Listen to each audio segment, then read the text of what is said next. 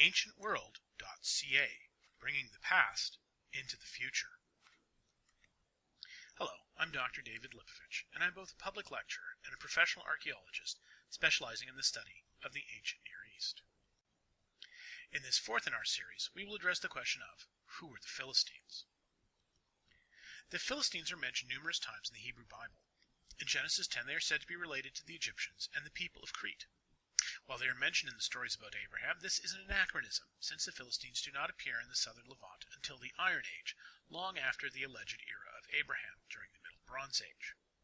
In Joshua 13, we are told that the Philistines live in 5 cities on or near the coast: Gaza, Ashkelon, Ashdod, Gat, and Ekron, and that they are ruled by men called Seranim, a title likely related to the Greek word tyrannos, which means tyrant. Outside of the Bible, they are first mentioned by the Egyptians at the very end of the Late Bronze Age. The Egyptians call them the Pereset and include them with a group of defeated invaders who have come to be called the Sea Peoples.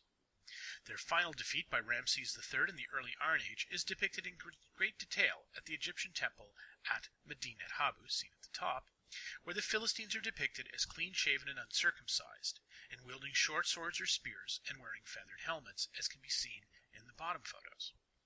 Diplomatic correspondence from the Late Bronze Age city of Ugarit in Syria speaks of imminent destruction by other members of this same Sea Peoples coalition.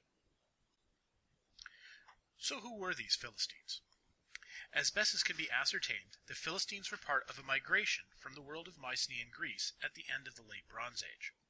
For a number of reasons, including an ecological disaster likely linked to the explosion of the volcano Thera, the Mycenaean palace economies collapsed, leaving their warrior aristocracy unemployed.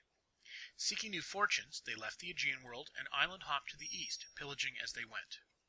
They reached the coast of Anatolia, where it is now known a large block settled, founding the country of Palasatina, centered at Tel Tainat in southern Turkey, as well as settling the island of Cyprus before failing in their attempts to attack Egypt. Many of the survivors of that defeat settled on the southern Levantine coast, while others made their way westward to settle in places like Sicily and Sardinia. The group that settled in the southern Levant became the biblical Philistines, the archenemies of the Israelites, establishing themselves at Gaza, Ashkelon, Ashdod, Gat, and Ekron. They initially had a very distinctive material culture, much more like that of the Mycenaeans than like the local Canaanites. Initially, they made a very distinctive pottery known as Mycenaean 3C1b, or Philistine monochrome, which can be seen at the top left. This pottery had distinctively Mycenaean shapes like pyxids or unguent jars, craters for diluting wine, and beer strainers, as seen in the bottom left corner, decorated with maritime motifs, including fish and preening birds. Over time, this developed into a related Philistine bichromeware that borrowed from the local Canaanite tradition of red and black painted pottery. This can be seen in the collection of vessels on the right. This likely reflects the gradual integration of the foreign Philistines as they married local Canaanite women. They also brought with them a peculiar form of loom weight, typical of the Mycenaean world. These loom weights were made of soft clay instead of the stone typically used by the Canaanites, and were made into spools, earning them the nickname Tootsie Rolls, onto which the yarn was tied, as opposed to the Canaanite form, which were typically pierced. Their diet also differed somewhat from the locals, including much more beef and pork. Most peculiar was the introduction of dog to the diet, evidence for which has now been found at a number of Philistine sites both in Israel and in Turkey, as well as back in the Mycenaean world. While little is known of their religious beliefs, at Ekron, a dedicatory inscription was found for a temple built by a king Padi to a goddess named Patgaia, possibly related to the Greek Potnia Theron, or mistress of the animals.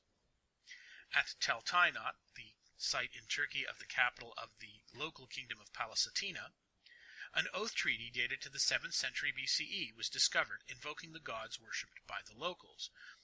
While these included the typical deities of Syria at the time, one of those invoked was the Lady of Ekron, possibly to be associated with Patgaia, and indicating a direct connection between the northern and southern Philistines. Over time, the Philistines come to resemble their Phoenician, Canaanite, Israelite, and Judite neighbors.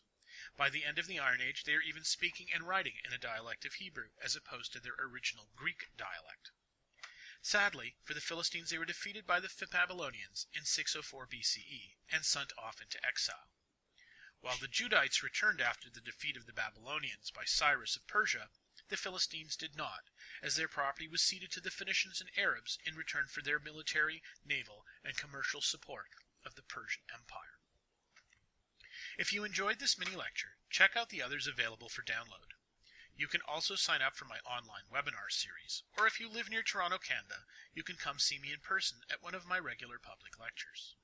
You can follow me on Twitter at TheAncientWorld.ca or on Facebook at www.facebook.com/TheAncientWorld.ca. Or you can check out my website directly at www.TheAncientWorld.ca.